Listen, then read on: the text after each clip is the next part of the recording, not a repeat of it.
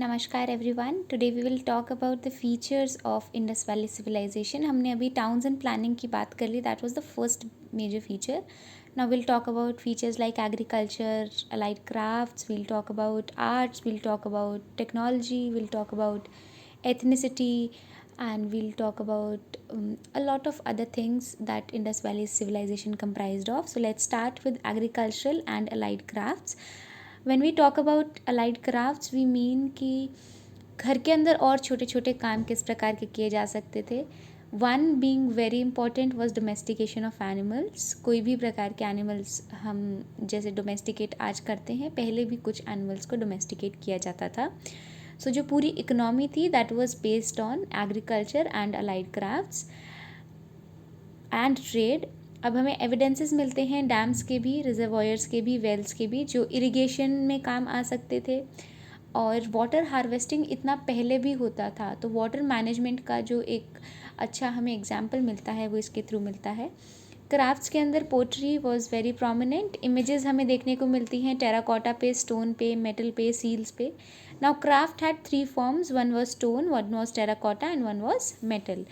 और जो ट्रेड था उसका क्या नेचर था, it was intra Indus valley civilisational trade. ठीक है, हमें कहाँ कहाँ पे इंडस वैली और किसी और जगह का ट्रेड का कनेक्शन मिलता है। बहरीन में मिलता है, पर्शिया में मिलता है, गल्फ़ रीजन में मिलता है, पर्शियन गल्फ़ रीजन के अंदर, और मेसोपोटामिया के अंदर। ठीक है, तो ये रीजन्स हैं जिनके अंदर हमें ट्रेड का एविडेंस मिलता है, इसलिए intra Indus valley civilisational trade हम इसे कह सकते हैं। Now coming on to the next topic, that is scripts. Now scripts किस प्रकार की होती थी, लोगों को लिखना आता था but they wrote in short inscriptions. Pictographic scripts होती थी जो आज भी डेसिफर नहीं हम कर पाए हैं। Writing pattern right to left होता था। ये हमें कैसे पता लगता है, क्योंकि मतलब राइट से वो लोग अगर लिखना शुरू करते हैं तो लेफ्ट तक आते आते वो इकट्ठा हो जाता था। ठीक है, suppose I have written from this side, now this is vacant, but if I write from this side तो ये वेकेंट नहीं होगा, राइट। तो वो इधर से लिखते थे। और कई बार तो क्या देखने को मिलता था कि इधर से लिखा, फिर नेक्स्ट लाइन ऐसे कंटिन्यू की, फिर नेक्स्ट लाइन यहाँ से शुरू की, मतलब started from right then went to left, left was the end of the first line, तो लेफ्ट से ही सेकंड शुरू कर ली। उसको क्या बोलते थे, बॉस्ट्रोफीडन। अब दिस आप ऐसा करके अगर कभी एग्जाम के अंदर लिख रहे हैं तो you can draw this much and write about boustrophedon. आप अगर स्क्रिप्ट्स के बारे में लिख रहे हैं, this is addition to your question का आंसर। ठीक है, तो ये चीज़ें आप हमेशा नोट करके रखिए।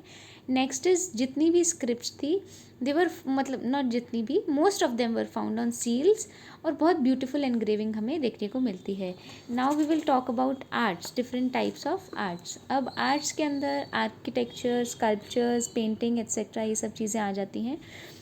तो architecture was one major art का फॉर्म। वो हमें कैसे देखने को मिलता है, we talked about a lot of big structures in the Indus valley civilisation, and कितना वेल प्लान चीज़ें होती थी, विच शोज़ कि आर्किटेक्चर के अंदर they were very artistic and good. अब हमें बिल्डिंग्स के अंदर स्ट्रक्चर्स में दिखता है, उसके मेजर फीचर्स क्या होते थे कि इंग्लिश बॉन्ड होता था, जिप्सम का यूज़ होता था, बर्न्ट ब्रिक्स का यूज़ होता था। और जैसे वॉल्स कैसे बनती थी, मोस्टली ऐसे, पहले एक स्ट्रेचर, फिर स्ट्रेचर ये है, हेडर ये है, ऐसे ऐसे ऐसे ऐसे, एक ब्रिक ऐसे, एक फिर सीधी, इस प्रकार की मतलब फॉर्मेशन होती थी, which is known as stretchers and headers. ठीक है, तो ये एक वैल्यू एडेड इन्फॉर्मेशन है, आप अपने आंसर्स में ऐड कर सकते हैं। Next is sculptures and painting. Sculptures क्या है, हमें ब्रॉन्ज डांसिंग गर्ल के बारे में हमें मोहनजोदारो में मिलती है, मेटल की है।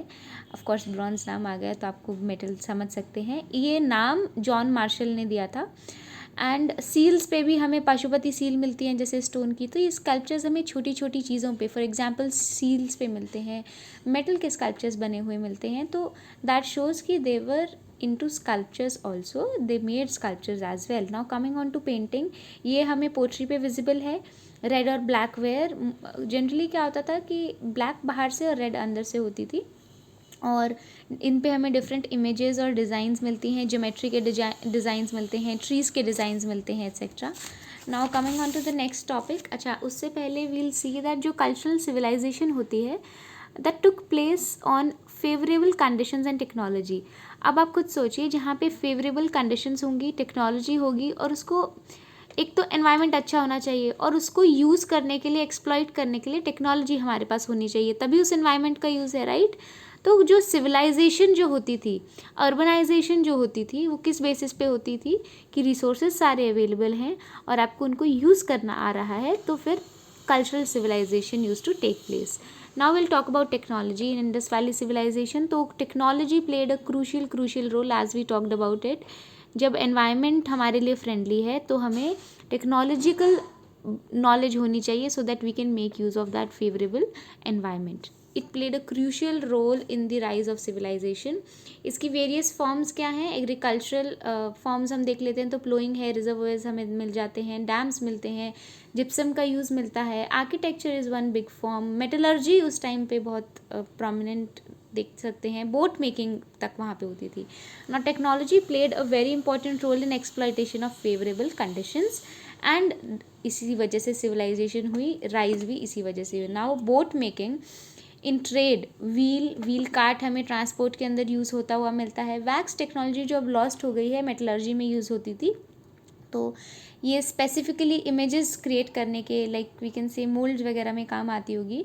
मेटल के ऊपर जो हम इनग्रेविंग्स देखते हैं, कार्विंग देखते हैं, इमेजेस देखते हैं, तो वो वैक्स टेक्नोलॉजी से होती थी. Now will talk about religious life and burials. तो सबसे इम्पॉर्टेंट हम इसमें देख सकते हैं तो सील्स और स्ट्रक्चर्स और ऑब्जेक्ट्स और इमेजेस हमें मिलते हैं साथ में. अब वेरियस एविडेंसेस मिलते हैं इन सब चीज़ों के, ठीक है, मतलब बरियल्स के और ये कि किस प्रकार से किए गए. सील्स भी लाइट थ्रो करती हैं इसके ऊपर. सील्स के ऊपर डिफरेंट इमेजेस हैं रिलीजियस बिलीव्स को लेके, क्योंकि जैसे पशुपति सील है, हम उससे जान सकते हैं कि लोग प्रोटो शिवा इनको फॉलो करते थे, जो रुद्र जो जिन्हें कहते हैं शिव जी. तो ऐसा माना जाता है कि सील के ऊपर जो पशुपति मिले या फिर एक गॉडेस लाइक एक जो स्कल्पचर मिला, ठीक है, तो ये रिलीजियस बिलीव्स शो करते हैं. Now seals have different images, may be worshipped mother goddess, Pashupati, animals, trees, fire cult etcetera. और हमें सिमेंट्रीज भी मिलती हैं बरियल्स के related. Now will talk about the multi ethnic जो एक फ़ीचर है. अब इसमें हम जब स्कल्स की, स्केलेटन्स की, इनकी स्टडी जब की गई तो पता लगा कि 4 टाइप्स की हमें रेस मिलती हैं: प्रोटो ऑस्ट्रेलॉइड, अल्पाइन, मोंगोलॉइड और मेडिटेरेनियन, ठीक है. तो 4 टाइप की ये रेसेस होती हैं. अब जो इंडस वैली सिविलाइजेशन है वो मल्टी एथनिक थी, या फिर टू बी स्पेसिफिक ये कहना बेटर होगा कि मल्टी एथनिक रेशियल सिविलाइजेशन थी. तो ये 4 हमें उसके अंदर रेस मिलते हैं, ठीक है. Now will talk about weights and measures. तो it does not have much, but standard weights जो थे उस टाइम पे मल्टीपल्स ऑफ 16 हमें मतलब स्टैंडर्ड वेट्स और मेजर्स यूज़ किए जाते थे. ये नहीं कि यहाँ पे कुछ अलग है वहाँ कुछ अलग है, स्टैंडर्ड ही एक होता था जो यूज़ किया जाता था. कई जगह पे हमें मल्टीपल्स ऑफ 16 के रूप में भी स्टैंडर्ड वेट्स का यूसेज मिलता है. एंड आप देखेंगे कि अभी थोड़े टाइम पहले तक भी, कुछ सालों पहले तक भी, कुछ सालों एज इन मतलब हमारे पेरेंट्स की एज हम कह सकते हैं, मेरे पेरेंट्स की एज तो मैं कह सकती हूँ, तो आप उनसे पूछ के देखेंगे तो उस टाइम भी 16 आने, 8 आने ऐसा करके, और उनसे 16 आने से कि मतलब रुपए बनते थे आने से पिला के. तो आज तक भी, थोड़े समय पहले तक भी ये यूज़ होता था. तो यू कैन सी कि उस टाइम से लेके आज तक this was a form, standard form जो मेजर्स की हम कह सकते हैं, ठीक है. तो ये था मेजर फीचर्स थे. इसके बाद हम decline of Indus valley civilization पढ़ेंगे. तब तक आपको कोई भी क्वेरी हो, कोई फीडबैक हो, आप प्लीज़ कमेंट सेक्शन में ड्रॉप कीजिए. I will try my level best to help you all, and all the best for your preparations. I hope you all are very good and you stay good. Take care. We'll meet in the next video. Bye.